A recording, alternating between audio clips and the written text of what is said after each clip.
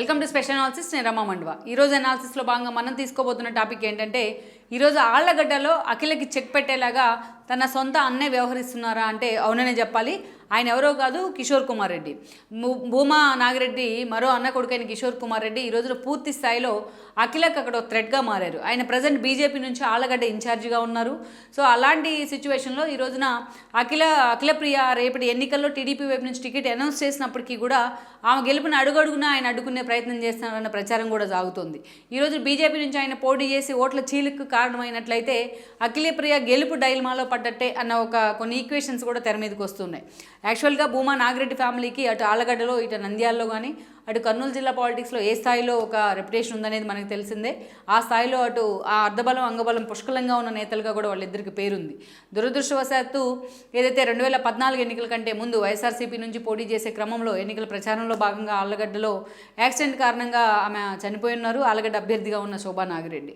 ఆ స్థానంలో ఆమె కూతురైన అఖిలప్రియకి టికెట్ ఇచ్చారు జగన్మోహన్ రెడ్డి. నంద్యాల నుంచి భూమా అండ్ దెన్ ఆళ్లగడ్డ నుంచి అఖిల 2014లో గెలవడం జరిగింది. గెలిచిన కొద్ది రోజులకే వాళ్ళు టీడీపీ జెండా కప్పుకునే ప్రయత్నం చేశారు. ఈ క్రమంలోనే భూమా నాగిరెడ్డికి మంత్రి పదవి అంటూ జరుగుతున్న ప్రచారం సమయంలోనే ఆయన దురదృష్టవశాత్తు హార్ట్ స్ట్రోక్తో మరణించడం జరిగింది. ఇదే సమయంలో చంద్రబాబు నాయుడు తాను ఇచ్చిన హామీ మేరకు అఖిలప్రియకు టూరిజం శాఖ మినిస్టర్గా మంత్రి పదవిని కట్టబెట్టారు. ఇక ఆ తర్వాత నంద్యాల లాంటి ఉప ఎన్నికను కూడా ఆమె తన మరో అన్న బ్రహ్మానందరెడ్డిని పెట్టి గెలిపించుకున్నారు. అయితే ఇక్కడ ఇంటి పోరు కూడా అఖిలప్రియకు ఒక మైనస్గా మారుతోంది. గత ఎన్నికల ఓటమి తర్వాత అటు ప్రత్యర్థులు గంగుల ఫ్యామిలీకి ప్రయారిటీ రావడం కానీ, ఇటు స్థానికంగా ఆళ్లగడ్డ నంద్యాలలో తాను పట్టుకోల్పోవడం, ఓటమితో 2 చోట్ల ఓటమి పాలై ఉన్నారు.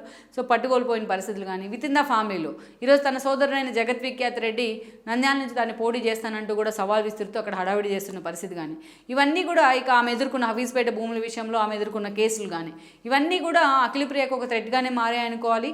ఇక మరోవైపు ఒకప్పుడు తన తండ్రి ఫాలో అయ్యారు అనిపించుకున్న ఎస్వి సుబ్బారెడ్డి తనకు వ్యతిరేకంగా మారటం, అటు నంద్యాల టికెట్ తన కూతురుకు, ఆళ్లగడ్డ టికెట్ తనకు ఇవ్వాలంటూ ఆయన పోటీ పడతాం. అదే సమయంలో ఎస్వి మోహన్ రెడ్డి తన సొంత మేనమామైన ఎస్వి మోహన్ రెడ్డి వైఎస్ఆర్సీపీలో ఉండు, ఇవన్నీ కూడా అఖిలకు ఒక మైనస్గానే మారాయి. ఎప్పుడు కూడా ఈ న్యూసెన్స్ అఖిలప్రియని వార్తల్లో ఉంటూ వస్తుంది. ప్రశాంతంగా తన కాన్స్టిట్యున్సీలో పనిచేసుకునే పరిస్థితులు ఈరోజు అఖిలప్రియకి ఆమె ప్రత్యర్థులు అయితే కల్పించట్లేదనే చెప్పుకోవాలి. ఇలాంటి క్రూషియల్ సిచ్యువేషన్లో కూడా లోకేష్ తన పాదయాత్ర సందర్భంగా అఖిలప్రియకి ఆళ్లగడ్డ టికెట్ని అనౌన్స్ చేస్తున్నారు. నంద్యాల టికెట్ మాత్రం హోల్డ్లో పెడతాం జరిగింది. అది ఎవరికి ఇవ్వాలనే అంశం మీద అటు ఫరూక్ లాంటి వాళ్ళు ఆశిస్తున్నారు. బ్రహ్మానందరెడ్డి ఆల్రెడీ ఇన్ఛార్జ్గా ఉన్నారు అక్కడ. సో ఇది ఒక ఈక్వేషన్ అయితే నడుస్తూ వస్తుంది. ఇలాంటి సమయంలో ఈ రోజున అఖిలప్రియకి చెక్ పెట్టేందుకు అటు జగన్మోహన్ రెడ్డి కూడా పూర్తి స్థాయిలో అక్కడ అనేక రకాల ఈక్వేషన్లు తెర మీదకి తీసుకొస్తున్నారు.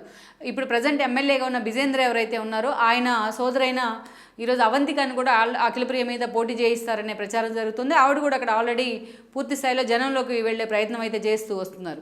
ఇదే సమయంలో కిషోర్ కుమార్ రెడ్డి బీజేపీ నుంచి ఇన్ఛార్జిగా ఉన్నారు ఆయన ఎప్పటి నుంచో. సో అనేక సార్లు వాళ్ళిద్దరికి మధ్య అనేక ఇష్యూల్లో నెగోషియేషన్ అయితే నడుస్తూ వచ్చింది.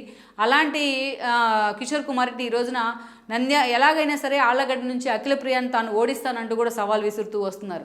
అవసరమైతే టీడీపీ నుంచి అయినా సరే రెబల్ అభ్యర్థిగా బరిలో దిగుతానంటూ కూడా ఈరోజు కిషోర్ కుమార్ రెడ్డి మాట్లాడుతూ వస్తున్నారు.